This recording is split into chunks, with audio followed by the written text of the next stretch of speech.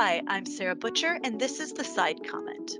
In this episode, Craig Symonds discusses the life and character of Admiral Chester W Nimitz, the man who won the war in the Pacific during the Second World War. Hi, I'm Craig Symonds. I'm the author of Nimitz at War, and I've been thinking about Admiral Chester Nimitz for most of my professional life. In my introduction to this book, I note that I arrived at the Naval Academy in Annapolis as a young assistant professor in 1976, and I found myself sharing an office and a phone with Ned Potter. That's E.B. Potter, as he was professionally known. Ned's biography of Nimitz, entitled simply Nimitz, appeared that same year, and in my opinion, it's still the best full life history of the Admiral. Ned knew Nimitz quite well, since the two of them had co-edited the book Sea Power, which we all used as a text in the naval history course that I began teaching that year and taught for more than 30 years. In fact, a midshipman referred to the book as Potter and Nimitz, almost as if Potter and Nimitz was a single entity. Another connection to Nimitz for me was that the library at the Naval Academy is named for him. And when you enter the foyer, there is a larger than life bronze bust of Nimitz by Felix de Weldon, who also sculpted the Iwo Jima Memorial. So whenever I entered or left the library, there he was, his grave expression reminding me of the importance of the job I held. So, in one way or another, Nimitz has been part of my professional life for more than 50 years.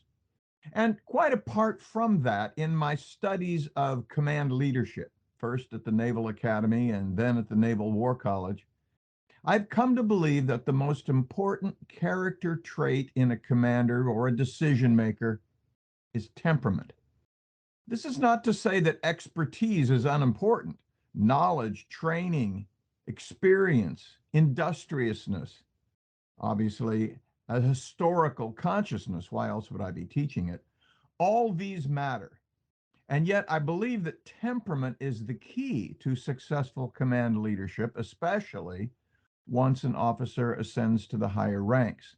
I found this to be true in studying Civil War figures like Grant and Lee, or Farragut for that matter, as well as 20th century figures like George Marshall, Eisenhower, and, of course, Nimitz himself.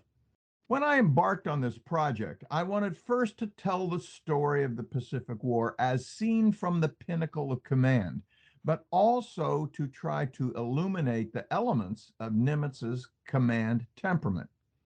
Let me suggest a few of them here.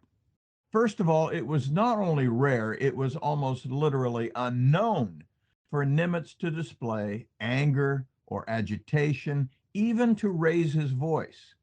Even as a midshipman, on his page in the Academy yearbook, which is called the Log, his classmates described him as calm and steady going.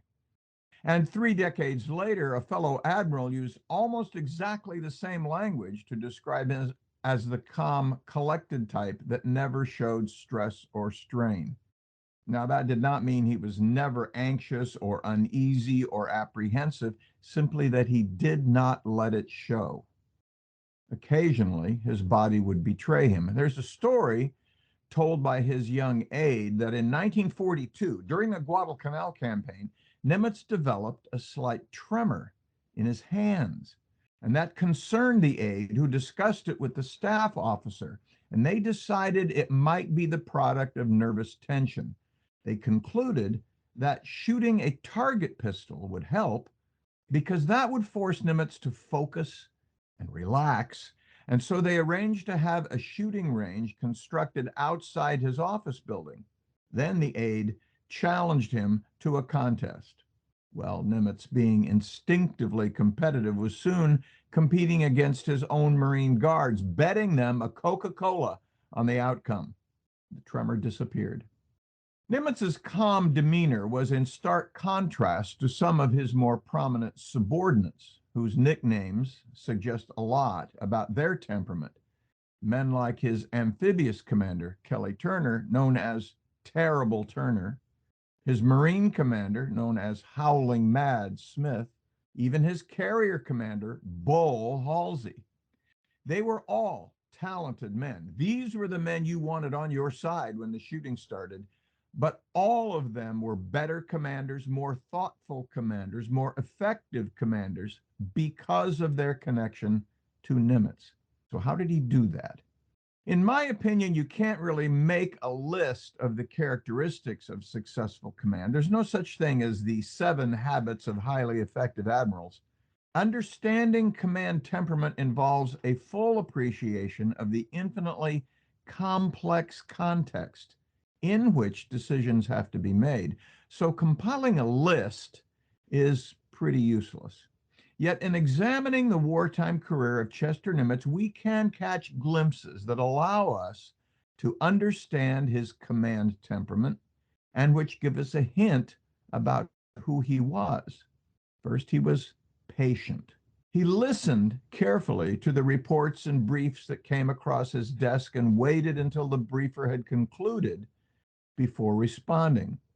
A staff officer noted that if he began moving pencils around on his desk, that was a signal he'd heard enough, but he didn't interrupt. Second, he demonstrated an instinctive empathy and could put himself in the place of others, and that allowed him to see all sides of an issue. Third, he believed in the carrot rather than the stick. He was convinced that men responded better to praise and encouragement than they did to threats or warnings, and this was reflected in the way he used fitness reports, those annual report cards on the performance of everyone in the Navy from seaman apprentice to admiral. Fitness reports today are notorious for their overblown accolades. Everybody's in the top 10%. That was a phenomenon less pronounced in the 1940s than it became later. But Nimitz offered praise to all, often adding a note at the end about the officer's great potential. Then he would show that report to the officer, look him in the eye, and tell him that he expected him to live up to that assessment. Another aspect of his command demeanor was a puckish sense of humor. He didn't tell jokes, an officer explained. He told stories that had a humorous side. And this officer believed that, much like Abraham Lincoln during the Civil War, Nimitz told these stories to diffuse feelings of anxiety or frustration. He might be listening to a conversation or perhaps an argument, and he'd say, "That reminds me of a story." Many of them were shaggy dog stories with a lengthy, some would say, interminable buildup.